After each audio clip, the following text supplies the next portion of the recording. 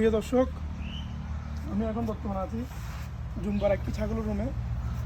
ছাগলের ঘরে একটা আদর্শ ছাগলের ঘর কীরকম হতে হয় আপনারা দেখেন।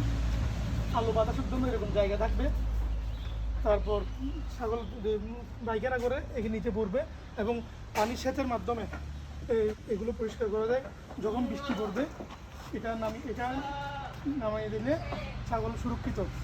কারণ শীতকালে তো একদম পুরো ব্যবস্থা আছে, গরমকালে মানে যেটা ছাগলের প্রস্রাব থেকে যেটা গন্ধ সৃষ্টি হয়, এটার জন্য ছাগল বিভিন্ন ধরনের অসুখ হয়। তো ওটার জন্য এরকম ঘর করলে ছাগল সবসময় সুরক্ষা থাকে। এটা একটা আদর্শ ছাগলের ঘর। যারা খামার করতে চান তারা এইভাবে একটি ছাগলের ঘর করতে পারেন এইরকম কাঠের মাধ্যমে।